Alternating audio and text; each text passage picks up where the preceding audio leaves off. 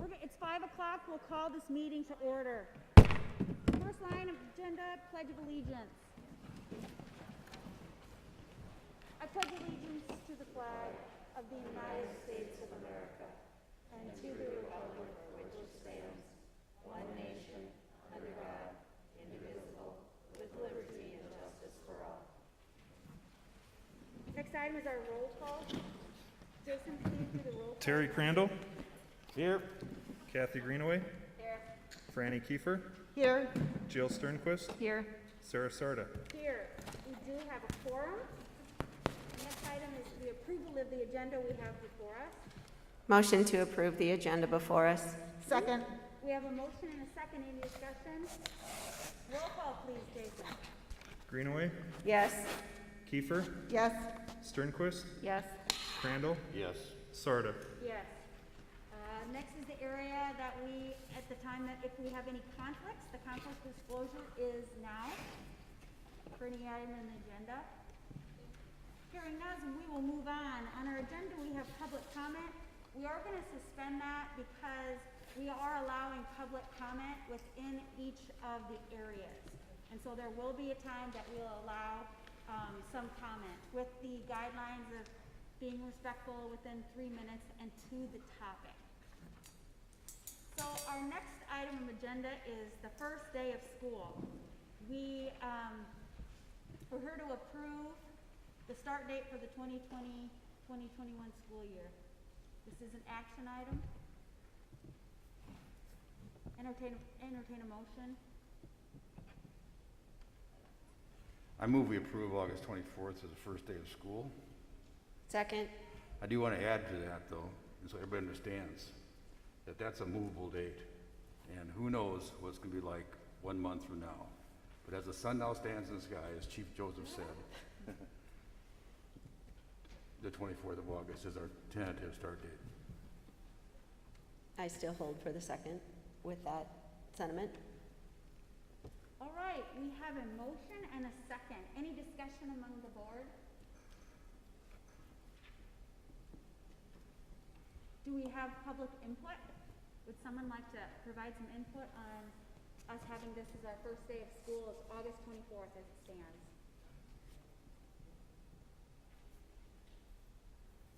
Hearing none? Sarah, could I just make a comment? Something directly tied to the start of school date. I know there's been a lot of curiosity, and rightly so, and questions about, does Yankton have a back-to-school plan? We do have a back-to-school plan, and we have worked on it for a couple of months at least. And so tomorrow, we will put that out as a draft to the public. We will get it out to our parents, and then also it will be on our school district website, and we'll also get it out to our staff tomorrow. So again, it's a draft. We put a lot of time into it, and for even our people that are on the live stream, make sure that as you go through it, there are links that you can click on, because some of those are important documents that go with the back to school plan. And just tonight at 4 o'clock, the elementary principals were talking about how they've been working with Sandy Kramer on the lunch part of it.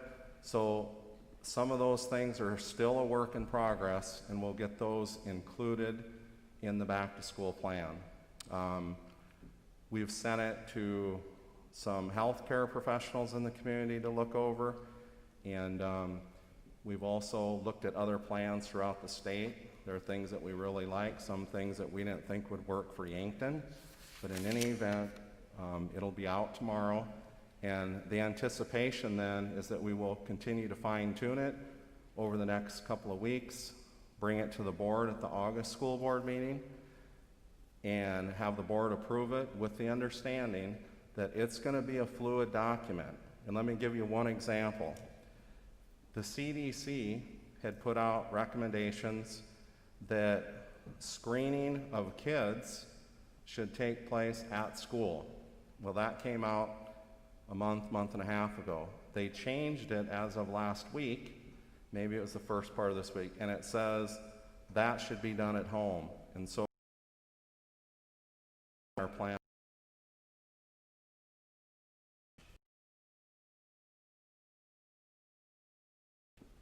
the opportunity for input, public input, and I am hearing none.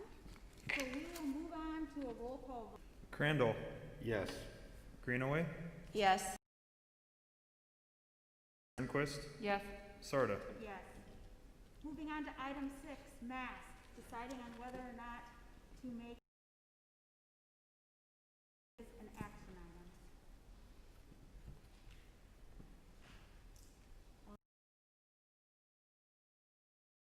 Throw a motion out.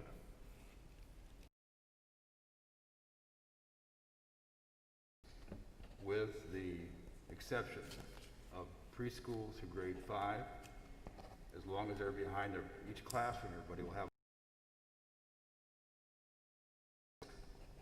As long, given the fact they also be given breaks throughout the day, so even outside of the plexiglass shield, there are periods of time when they can be without masks. So that is my very complicated motion. Terry has a motion on the floor of mandating masks with the exception of preschool through directors of shields. As long as they're behind shields. Shields. We have a motion. Do we have a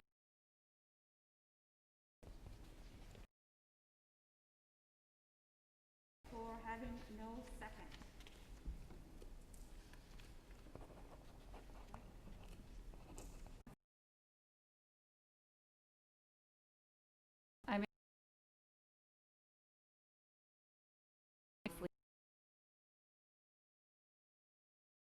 It's not. Very I'll propose that we have, require universal masks.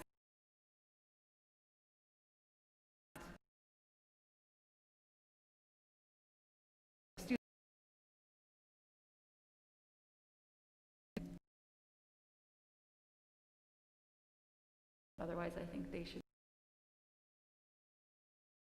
for all grades. based on the CDC guidelines, masks.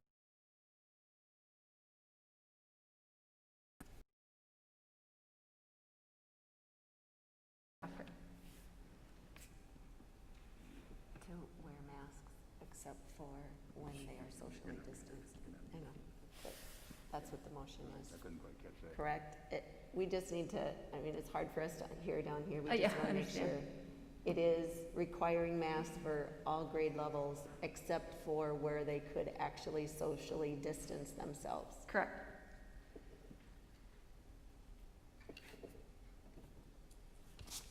Jill, can I ask a question? Yes. Or to the board? So, I think one of the things that I think we all want to be able to do, including the board and admin and our teachers, is that we've got to we have to provide the kids an opportunity not to have masks at some time, periodically throughout the day. And so the thing that I've tried to really look at and read a lot on is this idea from the CDC about exposure. And I guess I'd just like to hear some additional input from people on that. But this is how I understand it, and I could be wrong, that exposure is when you are with somebody, or in this case in a classroom, and you're within 6 feet and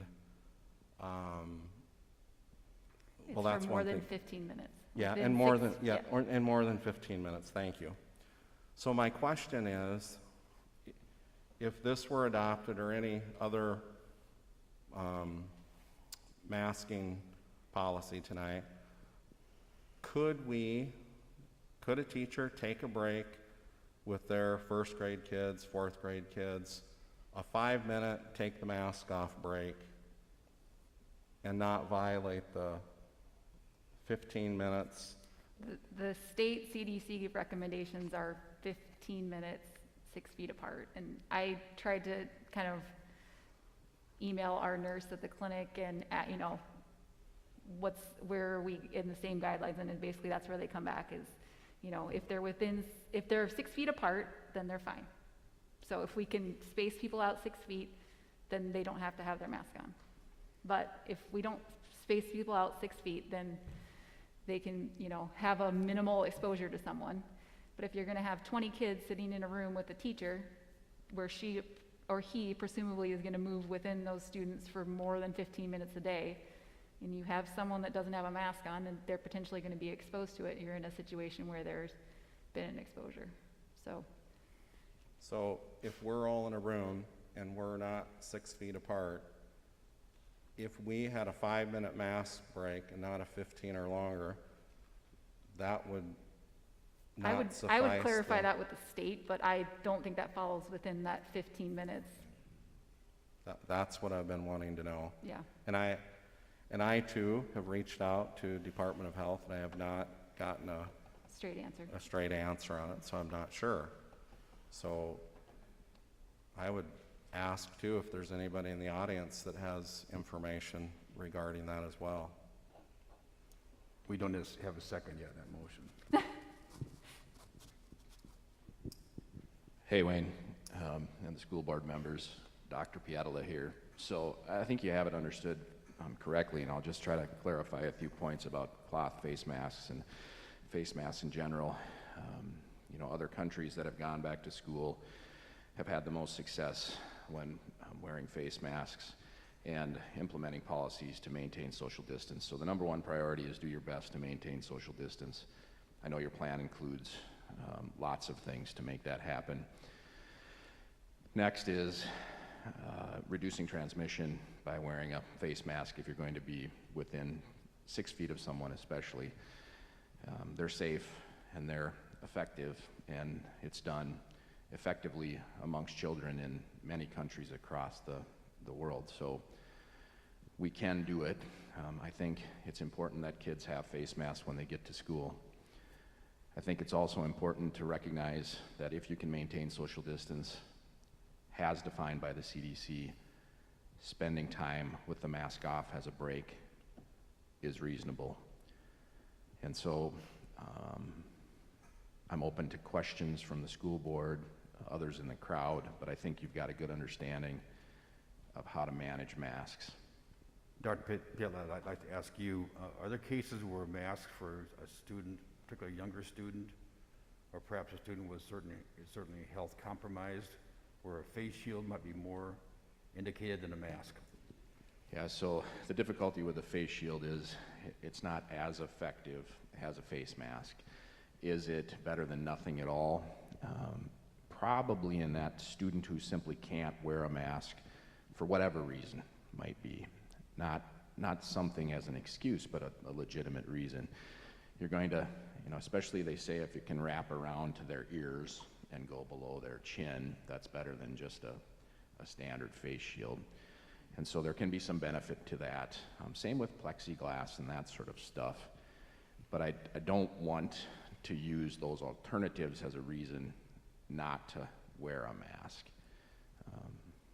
I hope that answers your question.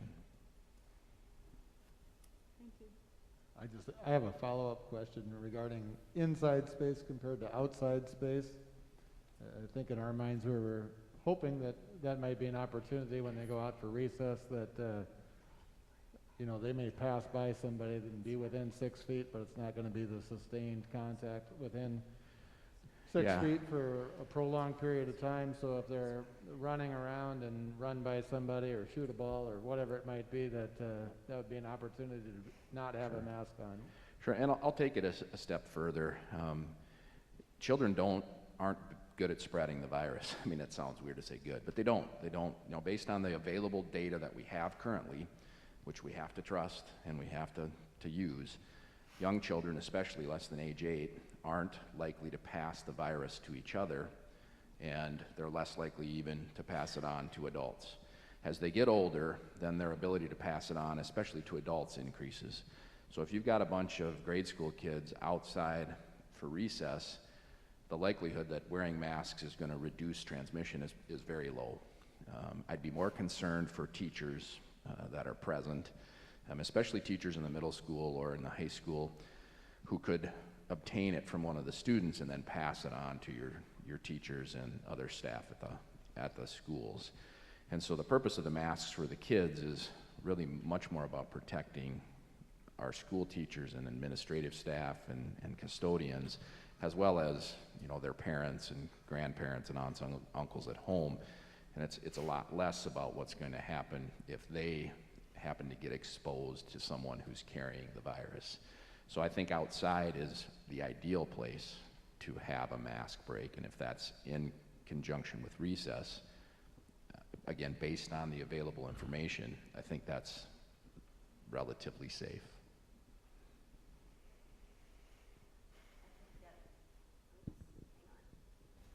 Dr. Pietala, one more question in regards to the younger kids.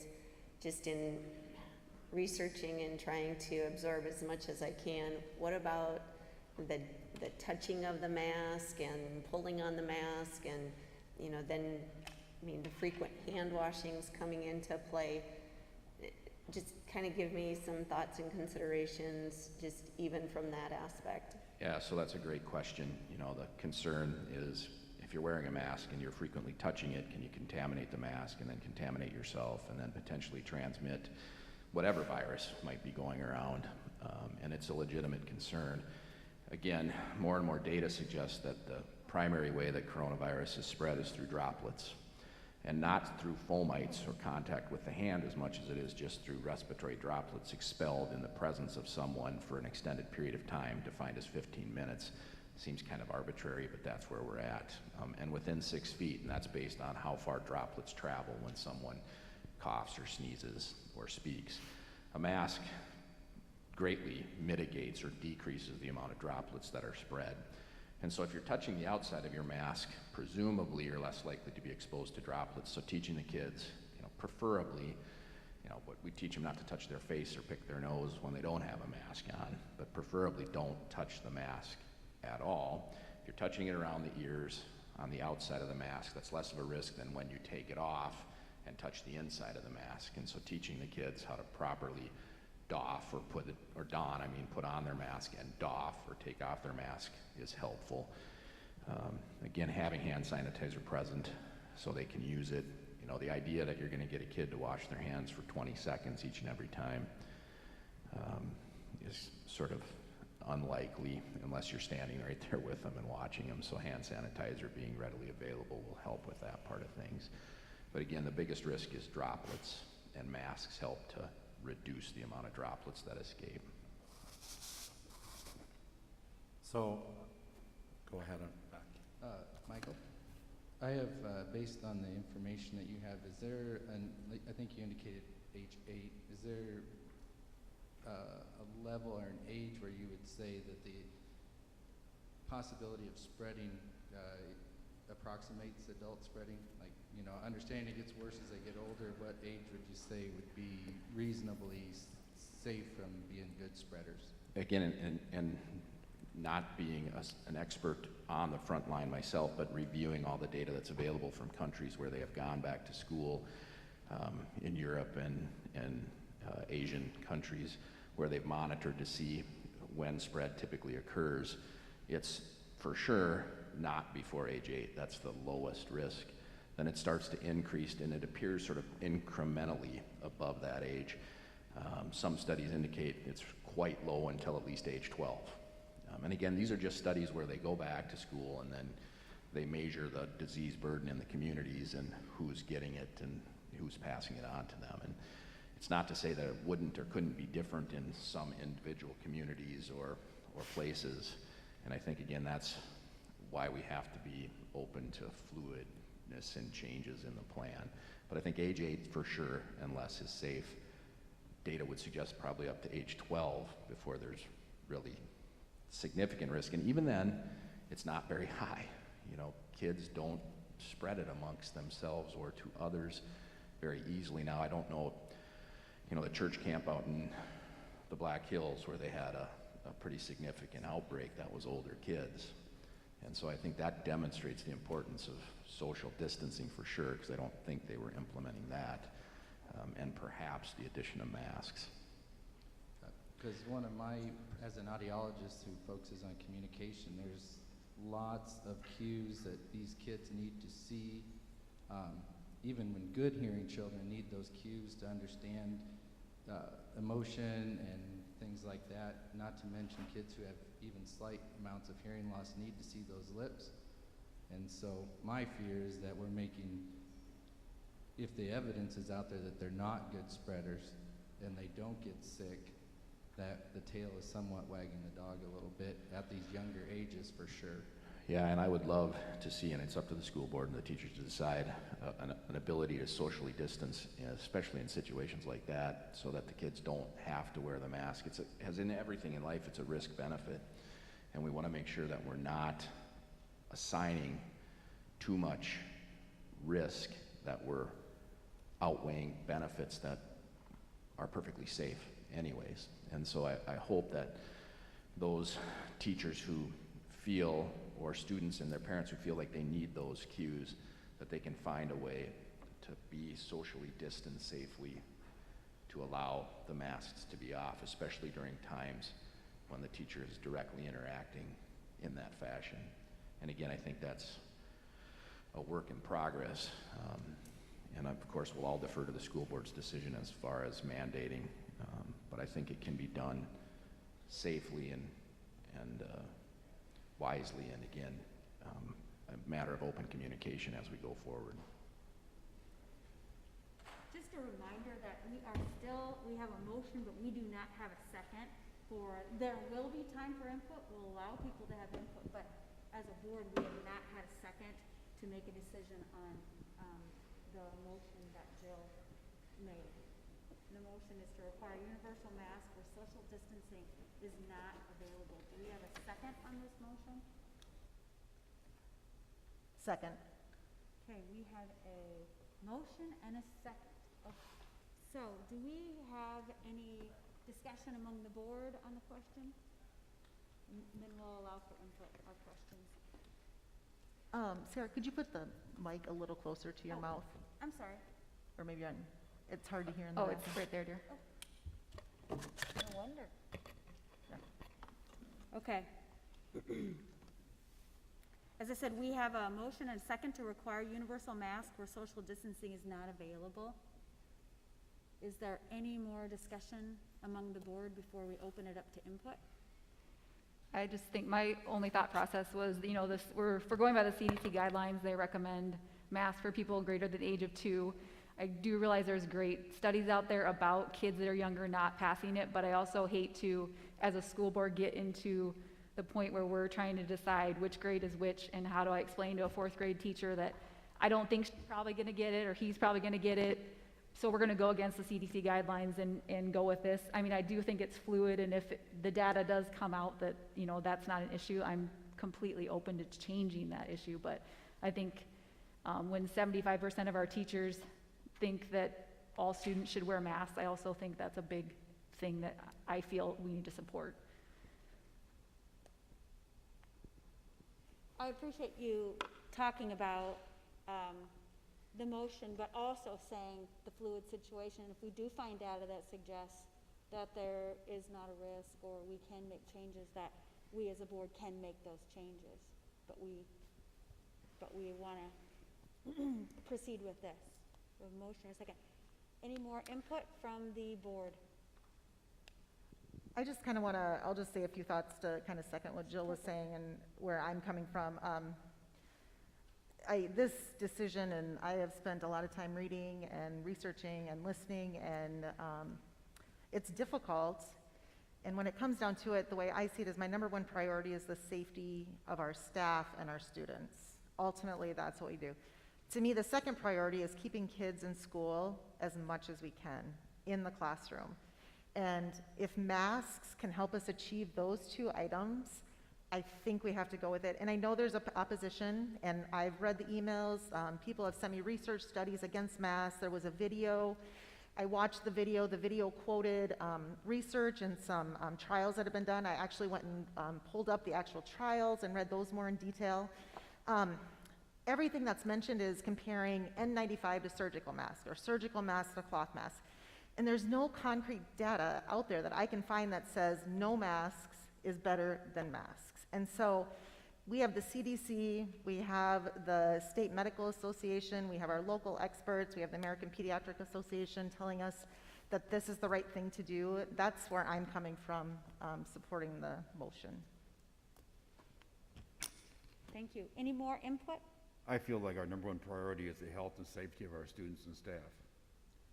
And I believe strongly that one way to assure that is requiring the wearing of masks. Now, I did put forth some motions and maybe had some exceptions somehow to try to understand there are differences in some people. That being said, given the opportunity to vote for masks or not vote for masks, I absolutely will vote for masks. I think it's an easy decision because we're trying to protect, again, the safety of our students and our staff. Final comment on that? It has been, as Franny said, this has been probably one of the most difficult decisions that I can remember having to do as a board member. And I really appreciate everyone that has put their name on an email or made the phone call to me or sent data to us, been responsive to us for questions that we've asked. It really is difficult, but I do think when it comes down to it is that we do want the welfare, the safety, staff, students, and I know that there's going to be exceptions. There's going to be things that we're going to have to address one-on-one as far as those that can't wear a mask. We're going to have to do some exceptions for maybe some of the kids that need that facial and read those lips. I know that there's going to be those exceptions out there, but I think what we really need to be right now is just flexible and nimble to be able to continue to work through this. It's unprecedented that there's nothing like this that's ever been experienced with it.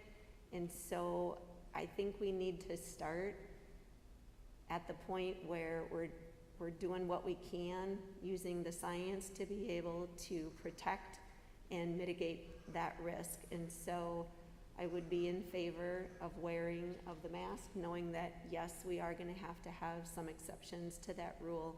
But I would also ask that we look at it maybe for the first month of school to see how it is, or at least the first 9 weeks, and then continually have that available to us with the data to be able to make changes to that if we need to.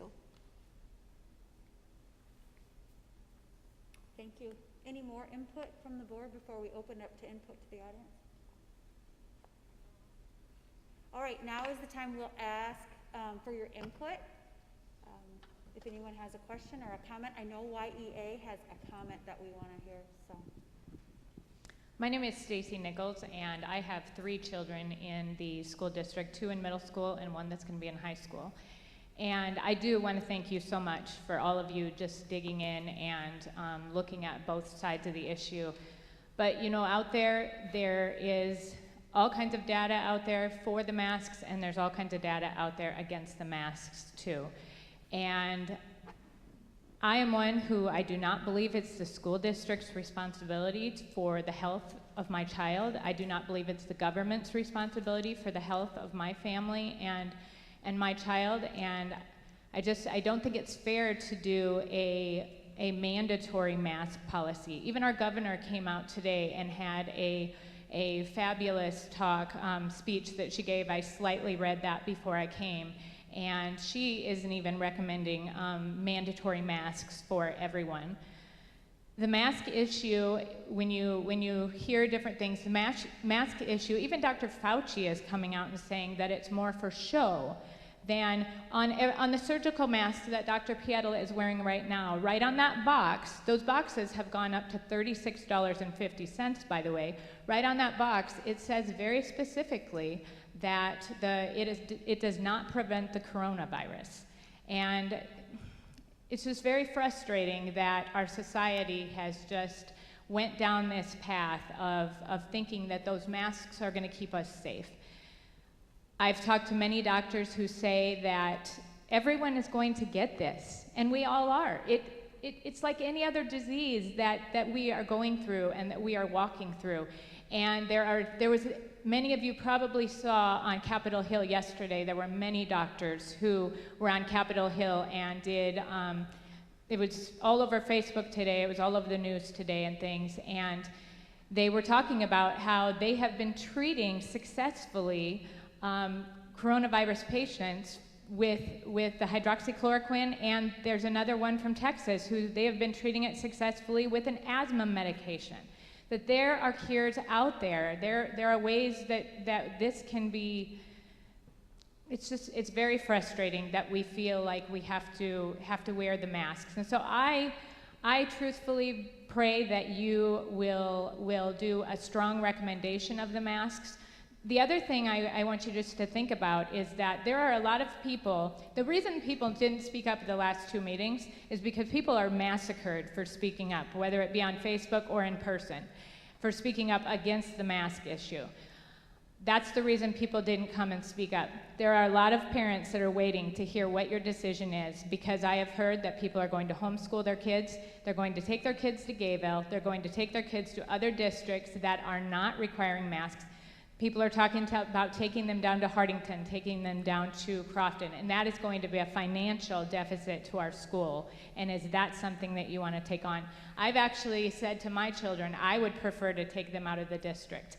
And their response to me, there is no way that they are going to be able to make us wear masks. They want to come and they want to see what a circus it's going to be in those upper grades and trying to get them to continue to wear those masks each and every day. So thank you so much for what you're doing. I know you're not going to make everyone happy, but I pray that you will reconsider.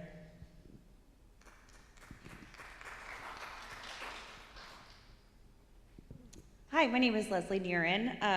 I've only lived here for a couple years, but I can tell you that whatever you decide is going to be the right decision, because we've elected you guys to make the decision for us. And I'm a business owner and I'm a hairdresser, and although I'm not wearing my mask right now just because I was rushing out of work to get here and I forgot it, but I wear it all day, every day. It's okay, you're not gonna die. And I'll tell you that my kids, who are 5, 9, 12, and 2, will all wear them. My younger ones actually wear them better than my older ones because they're good they'll listen, and they'll for sure listen to the teachers who are telling them. If they'll do it for me, they'll do it for the teachers. And dear God, I do not want them home again, because that was terrible, and I was working the whole time, and I'm a bad I'm not even that great a parent, let alone teacher. So I need my kids to be in school, so if the masks will prolong you keeping them there with you, wear the mask. I don't care if my kids have to wear the mask.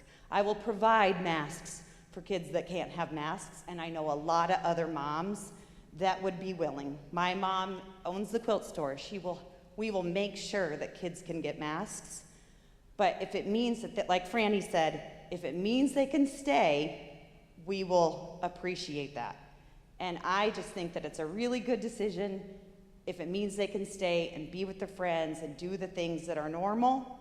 I feel like that's such a small issue to wear on. I'm way more concerned about if somebody gets it, how long they have to be out, and I feel like those other discussions are way more of a concern than the mask.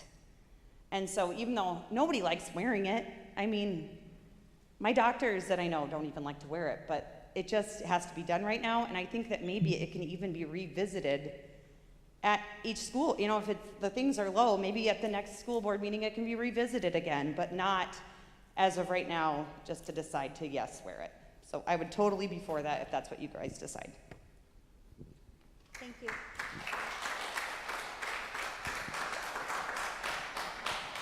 I'm Mark Feast. I'm a counselor at Yankton High School. Been in education for 38 years. What I'm hearing you, I think, is something that's important. I think you have to have patience in adversity. You have to have flexibility in adversity. We are in an adverse situation. It is impossible at Yankton High School to separate kids by 6 feet. We can't do it. We want all of our kids in the building. We want that, but you cannot socially distance within our thing. We have things in place that I think will help with that, but in a classroom of 30 kids or 24 kids, we can't socially distance. So in my opinion, I really appreciate your stance. I think the only line of defense right now is the mask, and I know there's disagreement with that, and I respect that. We've known each other for a long time. I respect your decision. I hope or your opinion. I hope you understand that. And I will not be someone who massacres you in public. It takes courage to be able to talk. I appreciate that. But also I think we need that flexibility, and I hope that we do support the mask issue. Simply listening to the data that's coming out of other countries, the data that's occurring from our local health officials, all about, I think it's important that we do that. I really do. Thank you. Thank you for the opportunity to share our concerns. We have a prepared statement on behalf of the teachers. The Yankton Education Association, as a local affiliate of the South Dakota and National Education Association, has always been tested with the goal of representing public education. It is our goal to do what is best for students, staff, and families in the district. Following the 2 school board meetings on July 13th and 16th, our association, as a representative body of the teachers of Yankton, surveyed all the teaching staff, and the results were overwhelmingly in favor of requiring masks for all in the schools. As noted, the information shared with you last week, about 75% of the respondents felt that masks should be required. Additionally, 25% indicated a pre-existing health condition that puts them at a higher risk, and about 30% indicated they are caregivers for at-risk family members. In light of conflicting and emerging information almost daily as a community member, so eloquently stated at the Thursday meeting, we don't want to look back in October and wish that we had done more. So therefore, we strongly urge you to err on the side of caution and vote to require masks for all while on school property for the start of the 2020-21 academic year. Thank you for your consideration. Thank you. Hello, my name is Carrie Rumsey, and I'm a proud parent of Cole, Ben, and Shay Rumsey. Cole just graduated on Sunday, Ben will be a sophomore, and Shay will be a freshman. I have been closely tied to the Yankton School District since we moved to Yankton in 2006. I have been a parent, a PTA board member at Stewart Elementary, a volunteer, a big friend, little friend, a substitute teacher, and a paraprofessional. So as you can see, I have been on both sides of the educational coin. I feel the need to express my utmost respect for the school board, administration, teachers, and faculty of the Yankton School District. It is such a rewarding yet underappreciated profession you all have chosen. Today you will find yourselves in an impossible situation and will end with people praising you, your actions, as well as condemning your actions. I do not envy your position, and I have been praying for all of you for strength and courage during this unprecedented time. I stand before you today and offer my opinion. I try to do my mask wearing, how children are and aren't, and the negative effects I